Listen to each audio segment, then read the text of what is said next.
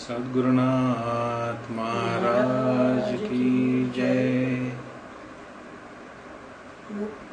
मुक्तानंदाय गुरवे शिष्य संसार हारिणे भक्तकार्यैकदेहाय नमस्ते चित्सदात्मने। ओम नमः शिवाय गुरवे सच्चिदानंदमूर्तये निष्प्रपंचाय शांताय निरालंबाय तेजसे। ओम सहनाववतु सहनौ भुनक्तु सह वीर्यं कर्वावहै तेजस्विनावधीतमस्तु मा विद्विषावहै। ओम शांति शांति शांति। सद्गुरुनाथ महाराज की जय।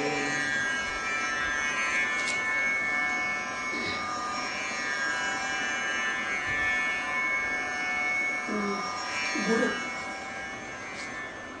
ही सर्व जगातली सर्वश्रेष्ठ गोष्ट। जग म्हणजे पृथ्वीवरची 5-7 खंड नव्हे, 86,000 द्वीपांपैकी 7 द्वीप म्हणजे आपली पृथ्वी। आपल्या पृथ्वीवर जे अनेक सिद्धयोगी वसतात त्यापैकी काश्मीर शैविझमचे एकमेव गुरु स्वामी चिद्विलासानंद हे सध्या पृथ्वी तलावर असणारे एकमात्र सिद्धयोगी आहे।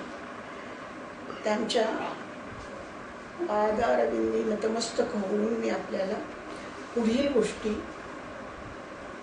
जाणवून देऊ इच्छिते। आज आपण बघणार आहोत ते तुरीय या स्थितीबद्दल। काय असते तुरीय? सर्वसामान्य माणूस हा जागृती, स्वप्न आणि सुषुप्ती या 3च स्थितीतून जगत असतो। जागृती म्हणजे जिवंतपणाची खरी खूण, जागा 5 ज्ञानेंद्रिय 5 कर्मेंद्रिय यांच्या आधाराने ज्ञान ग्रहण करणे, ज्ञानदान करणे आणि ज्ञान साठवणे ह्या गोष्टी ज्यामुळे केल्या जातात त्या स्थितीला जागृती असे म्हणतात। जेव्हा प्राणी मात्र जागृत नसतो तेव्हा तो निश्चितपणे झोपलेला असतो आणि त्यावेळी जी स्थिती येते त्याचं नाव स्वप्नावस्था। जागृतीत आलेल्या सगळ्या अनुभवांचं अवलोकन तो स्वप्नस्थितीत करतो। केसाच्या अग्रा एवढा भाग मानव प्राण्याच्या 6 हाता इतका उंच करून दाखवणं हे स्वप्नांचं वैशिष्ट्य आहे। स्वप्ने ही नेहमी जागृतीच्या आधारावरच पाहिली जातात। त्यामुळे स्वप्न ही दुय्यम स्थिती आहे। पण त्याहीपेक्षा उत्तम गोष्ट आहे सुषुप्ती। ती जागृती नसली, ते स्वप्न नसलं तरीही सुषुप्ती ही समाधी म्हणजे दुसऱ्या या जगाव्यतिरिक्त इतर जगांची माहिती करून देणाऱ्या, पृथ्वी लोकांऐवजी इतर भूप्रदेशांची माहिती करून देणाऱ्या जगात आपल्याला नेणारी प्रवेशद्वाराची भूमिका म्हणजे सुषुप्ती। सामान्य माणूस झोपेतून उठला की तो म्हणतो मी गाढ झोपलो होतो, मला काय आठवत नाही। पण योगी जेव्हा सुषुप्तीत जातो तेव्हा ती त्याच्या समाधी स्थितीची अलीकडची पायरी असते। काय होतं सुषुप्ती संपल्यावर? आता आपण ज्या स्थितीची माहिती घेणार आहोत त्याबद्दल थोडं शाब्दिक अवलोकन करू। चतुर हा संस्कृत शब्द 4 या अर्थाने वापरला जातो। त्यापैकी च चा लोप होतो आणि तुर याला य प्रत्यय लागण्यासाठी तुरीय शब्द तयार होतो।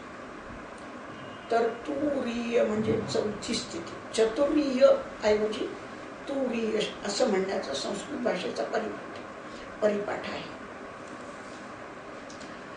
याला तुरीय का म्हणायचं?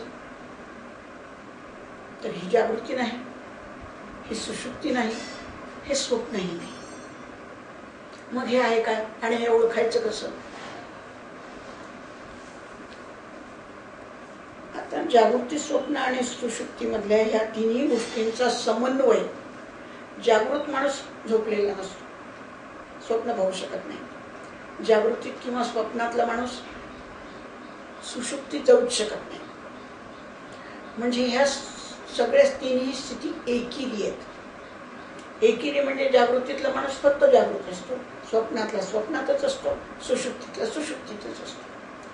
पण तुरीय ही चौथी स्थिती एकच अशी आहे की एक बल्ब लावला की त्या खालचे सगळे, एक दिवा छतापाशी टांगला की खालचे सगळे वस्तू दिसतात.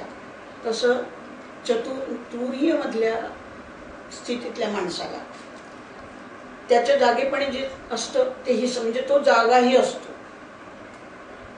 स्वप्न स्थितीत त्याला काही झालेलं ते पण त्याला आठवतं. म्हणजे स्वप्नात असलेलं जागृतपणेच आठवतच असं नाही, पण तुरीय स्थितीतल्या माणसाला मात्र स्वप्न स्थितीतलं आठवतं, जागृत स्थितीतलं आठवतं. एवढंच नाही तर सुषुप्तीतलं सुद्धा आठवतं. म्हणून तुरीय ही सर्वश्रेष्ठ स्थिती आहे. अध्यात्मात जाण्यापूर्वी, अध्यात्माचा अभ्यास करण्यापूर्वी तुरीयबद्दल जाणून घेतलंच पाहिजे. आणि ते यासाठी जाणून घेतलं पाहिजे की जर आपण ते नीटनेटकं जाणून घेतलं नाही तर आपल्याला येणारे अनुभव त्यांचं आपल्याला नीट आकलन होणार नाही. मग ते आकलन नीट व्हावं म्हणून आपल्याला काय काय करावं लागेल? तर सगळ्यात आधी आपण तुरीयची कुठे कुठे ती कशी कशी वापरतात ते बघूया. लोक व्यवहार करताना आपण जागृतीत असतो किंवा झोपलो की स्वप्न बघतो. पण तुम्ही लोकव्यवहार करताना आणि स्वप्नात काय पाहतात ते तुम्हाला सगळं तुरीयत आठवतं. जागृत असताना तुम्हाला स्वप्नातलं सगळं आठवेल असं नाही. स्वप्नात असताना जागृतीतलं सगळं आठवेल, किंबहुना अजिबात आठवू नये अशी व्यवस्था आहे स्वप्नाची. आणि सुषुप्ती तर गाढ निद्रा असल्यामुळे तिथे काहीच आठवण्याची गरज नाही. पण तुरीयमध्ये गेल्यावर हे खालचे तिन्ही अनुभव तुम्हाला त्या त्या स्थिती इतकेच, म्हणजे जागृतीत आपल्याला असं वाटत होतं तसंच तसं आठवतं, किंबहुना त्यापेक्षा थोडं जास्त आठवतं. कारण तुरीयची संवेदन क्षमता या तिन्हीची एकत्रितपणे जितकी होते तितकी जास्त आहे.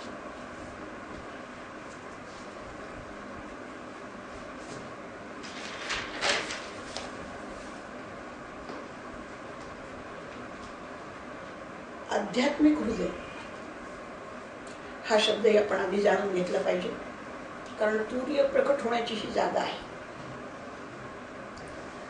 कसं प्रकट होतो तुरीय? तर जेव्हा केव्हा आध्यात्मिक हृदयामध्ये, आध्यात्मिक हृदय कुठे आहे हे जाणून घेऊया. दोन्ही चेस्टच्या मध्ये डायफ्रॉमचा जो मध्यबिंदू आहे त्या मध्यबिंदूवर हे आध्यात्मिक हृदय आहे आणि बिंदूपेक्षा सुद्धा लहान आहे. या आध्यात्मिक हृदयात जेव्हा छानसा एक प्रकाश बिंदू प्रकटतो तेव्हा त्याचं नाव तुरीय. तो प्रकटण्यासाठी काय करावं लागतं?